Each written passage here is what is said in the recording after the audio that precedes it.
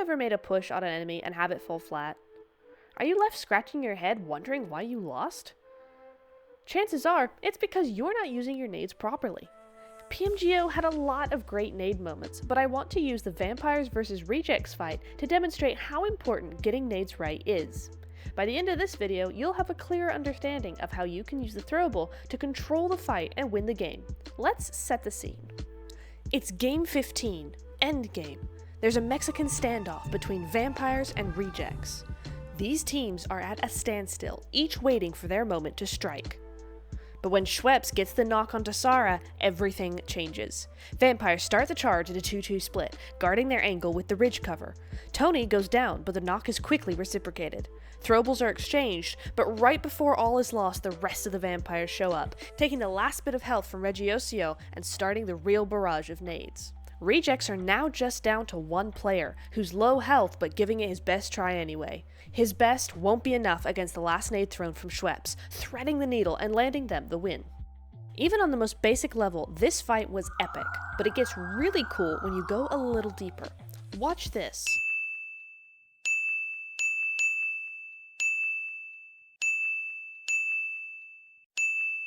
Rejects nades are thrown at the beginning. They're defensive while also trying to gain an opening.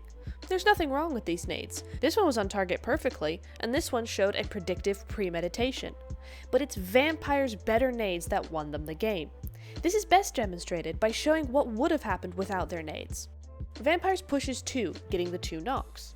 Rejects move to the front of the buildings, throw their nades down, knocking their 2.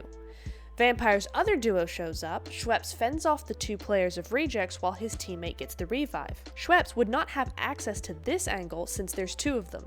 Regiosio had 6 nades, so if he's not knocked, he can start raining down throwables from the upper floor.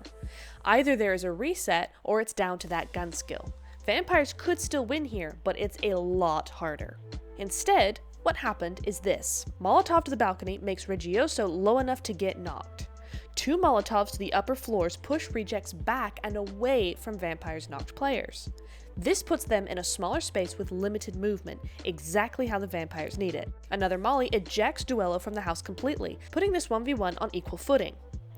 With Duello's low health, he runs to the far corner to heal, which is the right thing to do in this case. He's trying to buy time, but Schweppes isn't selling.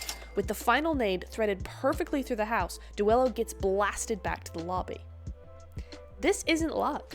This fight was orchestrated by Vampire's skill with nades, angles, and timing. I feel that in many teams, nades are overlooked for the sake of gun skill. It seems way cooler to hit that headshot than it is to throw that nade, but I would argue against that. Anyone can hit a headshot, even me, but to control a fight with a metal ball or a glass bottle timed and positioned perfectly is a skill that few have and everyone needs. This is the bit where I tell you about all the ways you can get more of this content, so buckle up. If you would like an in-depth video just on everything you can do with nades, let me know by liking this video and leaving a comment. That will really help me to know where you guys need me to go with this stuff. I've also launched a 24/7 strategy help and esports news Discord server. Chat with me and nearly 200 other members about current esports happenings, or get advice from experienced people. The link is in the description, so go ahead and grab that. I also do weekly streams now where basically we do exactly this video, but live, so turn notifications on so you know when it's time to learn. Okay, bye.